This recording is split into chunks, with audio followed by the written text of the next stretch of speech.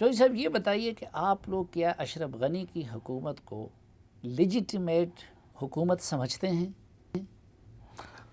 دیکھیں، ابھی تک تو جو اس وقت جو سچویشن ہے افغانستان کی، ظاہر ہے کہ اشرف غنی صاحب صدر ہیں، گو ایک پولیٹیکل سیٹلمنٹ جو ہے وہ ہم سمجھتے ہیں کہ اس کے لیے باقی دھڑوں کا ساتھ ہونا ضروری ہے. اور افغانستان کے اندر جو اس وقت گورنمنٹ ہے وہ بڑی فریجائل ہے، بڑی اس کی جو مشکلات ہیں وہ بڑھ رہی ہیں، اور جب تک وہ ایک انکلوسیو گورنمنٹ نہیں بنائیں گے مشکل ہو جائے گا اس حکومت کو تمام افغان جو دھڑے ہیں ان کو یہ کہنا کہ وہ تمام دھڑوں کی ایک نمائندہ ہے. دیکھیں نا، پاکستان میں فار ایگزامپل یا لنڈن امریکہ میں یا یو کے میں یا جو بھی ہے، یہاں بھی حکومت اور اپوزیشن ہے. ہمارے ہاں اگر آج آپ کہیں کہ زرداری صاحب اور یا نواز شریف ہیں یا پرائم منسٹر عمران خان ہیں، ہم ایک دوسرے سے تو ہمارے بڑے اختلافات ہیں، لیکن ہمارا ایک آئین کے اوپر کنسنسس ہے نا. تمام دھڑے ہم چاہے جدھر بھی ہوں، ہم اپنے آئین کے اوپر جو ہے ہمارا ایک کنسنسس ہے. افغانستان میں یہ کنسنسس نہیں ہے، اور جب تک یہ کنسنسس نہیں ہوگا وہ ایک مہذب طریقے سے آگے بڑھ نہیں سکتے. لیکن ٹل ٹوڈے یو این ان کی حکومت کو لیجیٹیمیٹ حکومت مانتی ہے، دنیا ان کی حکومت کو مانتی ہے. پاکستان میں اشرف غنی کا سفیر بیٹھا ہوا ہے، اشرف غنی کے کعبے میں ہمارا سفیر بیٹھا ہوا ہے.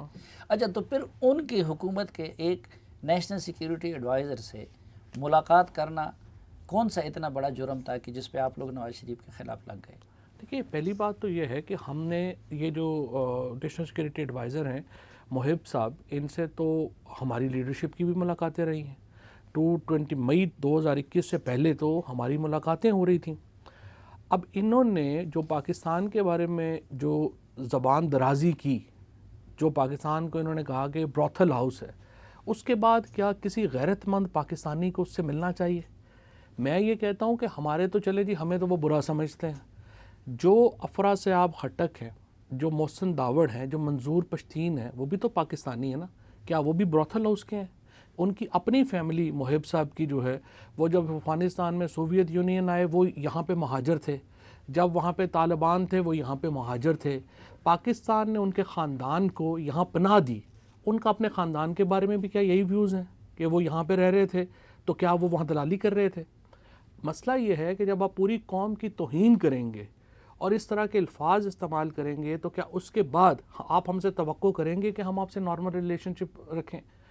اس لیے پرابلم ہے. پرابلم یہ نہیں ہے کہ وہ اس حکومت کے نیشنل سیکورٹی اسی طرح سے عمر صالح جو ہیں، وہ جو گفتگو کرتے ہیں، ان کے بھی سارا خاندان کا یہی حالات ہیں. اور میں پھر یہ کہتا ہوں کہ محسن داوڑ ہیں یا پشتین ہیں یا افرا صاحب خٹک صاحب وغیرہ ہیں، یہ ہمارے نقطہ نظر کے لوگ تو نہیں ہیں، لیکن وہ پاکستانی ہیں اور انہوں نے آئین کے اوپر حلف اٹھایا ہوا ہے. انہوں نے جو وہ تو اسمبلی کے ممبر ہیں. نہیں، اس کے تو ہم بھی کنڈیم کرتے ہیں، اور ظاہر ہے کہ بھائی میں پاکستان کی پالیسی کا ناقد رہا، افغان پالیسی کا، لیکن میں بھی تو پاکستانی ہوں. لیکن کیا آپ کی حکومت نے یہ ڈکلیئر کیا ہے، باقاعدہ نوٹیفائی کیا ہے کہ نہیں ان کے ساتھ راہ و رسم نہیں رکھی جائے گی؟ بات یہ ہے کہ ایک ایشو یہ ہے کہ جب آپ نواز شریف صاحب کی پوزیشن میں، جو 3 دفعہ وزیر اعظم رہ چکے ہیں پاکستان کے، آپ ملاقات کر رہے ہیں اور ایک ایسے ماحول میں آپ کو 2-3 کام کرنے چاہیے. ایک کام تو یہ کریں کہ آپ حکومت کو نوٹیفائی کریں کہ میں ملنے جا رہا ہوں.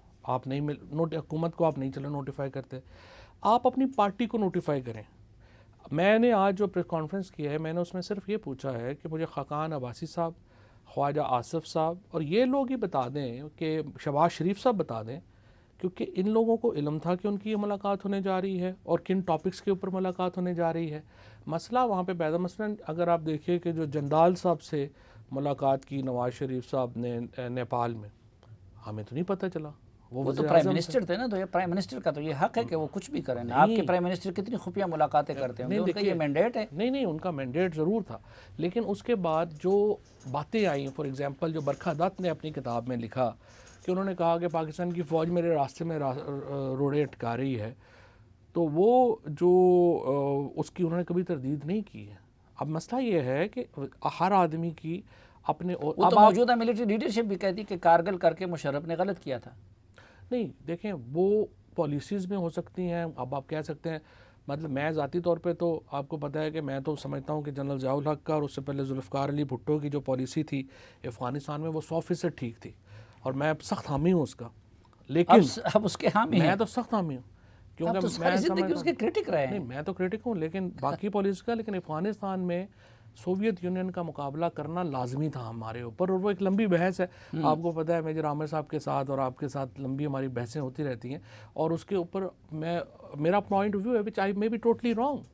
کارگل کے اوپر بھی مشرف صاحب کا ایک ویو ہے، he may be totally wrong, لیکن یہ اس حوالے سے آپ بالکل جو راجہ ظفر الحق بن گئے ہیں، مجھے خود یہ تبدیلی سمجھ نہیں آ رہی ہے کہ فواد چودھری صاحب بھی اس طرح کہہ سکتے کہ ضیاء الحق کی پالیسیاں ٹھیک تھی۔ نہیں وہ جو افغان پالیسی تھی ہماری، اگر ہم نے نہ کیا ہوتا تو آج ہمیں اس کے بڑے ریپرکشنز ہوتے ہیں۔ یہ جو لوگ ہیں نا جو کہتے ہیں کہ نہیں سوویت یونین نے تو وارم واٹرز کا کبھی سنا ہی نہیں تھا، 1725 کی وصیت ہے پیٹر دی گریٹ کی، جو رشین امپائر کے بانی تھے، انہوں نے 1725 میں کہا ہوا ہے کہ جب تک ہندوستان اور ترکی کے اوپر روس کا قبضہ نہیں ہوگا، یہ ہم وارم واٹرز تک ہوں گے، ہم ٹرولی سپر پاور نہیں بنیں گے۔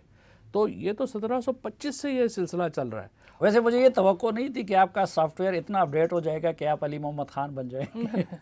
علی محمد خان کا میں تو پولیٹیکل بات کر رہا ہوں نا، وہ تو سوشلی بات کر رہے ہیں۔ وہ تو دیکھیں طالبان کا جو نظام ہے اس کی کون حمایت کر سکتا ہے؟ اگر آپ یہ کہیں کہ جو عورتوں کے بارے میں ان کے ویوز ہیں یا جو ماڈرن ورلڈ کے بارے میں ان کے ویوز ہیں، ظاہر ہے اس کی کون حمایت کر سکتا ہے؟ تو یہی تو افغان حکومت کو شکایت ہے کہ بھئی آپ لوگ کیوں طالبان کے لیے سمپتی رکھتے ہیں؟ ہم بالکل نہیں رکھتے ہیں۔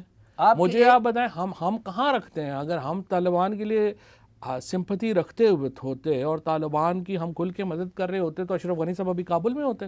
نہیں تو پاکستان کے بارے میں آپ کے وزیر خارجہ نے کہہ دیا کہ جی وہ بڑے ذہین ہو گئے ہیں، وہ بات یہ ہو گئی ہے، آپ کے وزیر داخلہ نے ان کے بارے میں پازیٹیو ریمارکس دیے، تو ظاہر ہے کہ پازیٹیو، لیکن وہ گلوریفائی تو نہیں کر رہے۔ دیکھیں کچھ باتیں ہیں جو طالبان کو، افغان طالبان کے اوپر جو ہماری پالیسی ہے، ہماری صرف یہ پالیسی ہے، ہم نہ کابل کی حکومت کی حمایت کرتے ہیں نہ ہم کسی اور دھڑے کی حمایت کرتے ہیں۔